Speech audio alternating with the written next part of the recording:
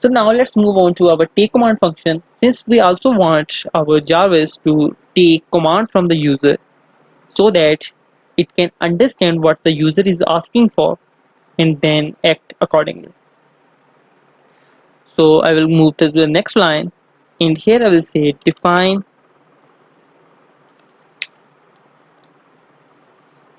take command function. This function will not take any argument at all, so I will simply define it and move on to the next line. I will remove it from here as we don't need it anymore. Now in the take mode function, the first thing I need is I want it to receive and recognize what the user is saying. So I will define a new variable here for our receiver, and I will simply call it R, and I will take it equal to speech recognition dot recognizer. And recognizer is a function of speech recognition library. So it will recognize the voice and it will store it in the R variable. Now instead of using this command over and over again for our speech recognition, we can simply use the R variable as a shortcut for calling recognizer function from our speech recognition library. So I will move on to the next line, and here I will say with sr dot microphone, and microphone is also a function of speech recognition library, and we will take it as a source since this is the point at which our voice is being received by the take command function. So this will act as a source, and the first thing we'll do is we want it to show to the user that it is listening for a command. So we will simply call the print function and we will take it equal to listening. Now the next thing I want to do is I want it to wait for some time for taking a command. We don't want it to just print listening and move on to the next line, like exit the function completely. We want it to wait for some time before the user gives a command. So I will go to the next line, and here I will call the recognizer function since we want it to wait for recognizing the voice, and next to it I will say recognizer dot pause threshold. What this does is it waits for some time for recognizing the command. So we want it to wait for 1 second. So I will say r dot pause threshold is equal to 1. Now in next thing we want it to store the value to a variable so that we can call it easily in our try and accept blocks. So I will go here and I will create a new variable, let's say audio, and I will take it equal to recognizer dot listen, and it will listen to our source from which the command is coming.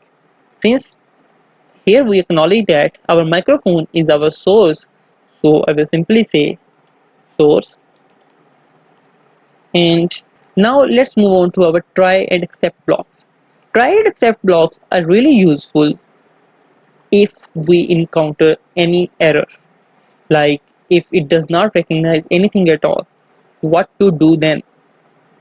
It saves our program from crashing entirely.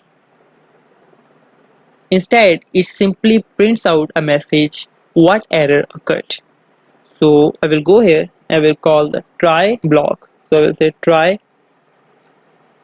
and in it I will call the print function. Since now we are trying to recognize the command, so I will say print recognizing.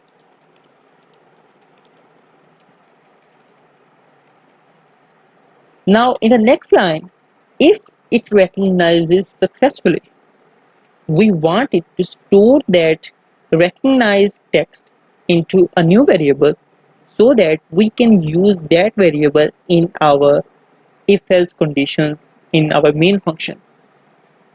So I will say, let's say a variable called query, and I will take it equal to recognizer dot Now here we will call a recognize Google function for our speech recognition. So I will say recognize Google, and here I will pass the variable where the audio is stored, which is right here.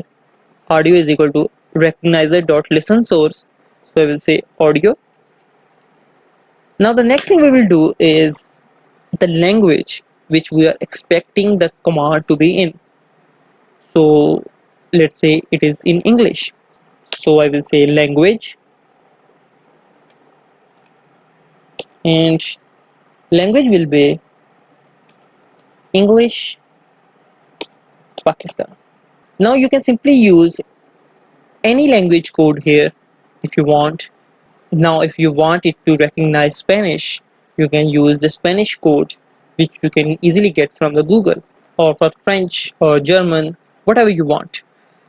Now the next thing we will do is we want it to print the query so that we can see whether it recognized the command correctly or not by comparing the command with text. So I will say print query. Now our try block is complete. Now let's move on to our except block. What if an error occurs? So for this I will say except exception is a. Now remember that exception is the error that occurs while trying to complete this section right here. So if an error occurs, we want it to print that error.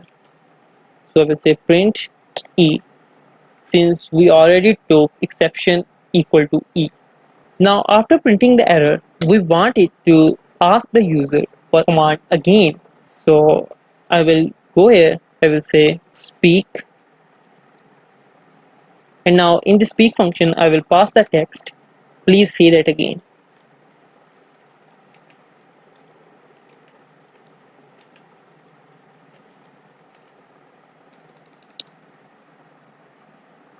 And in this case, since an error occurred, we want it to return a none value. So I will go here, I will say return none. And if all of these commands work without any error, like it is successful in recognizing the text, for this we want it to return the query itself so that we can use it later in main function for all of the condition statements. So I will go here and I will remove the indentation, and here I will say return query. Now before we actually test our tcommand function, we need to define some other functions here so that we can test them through tcommand function, whether tcommand is working correctly or not.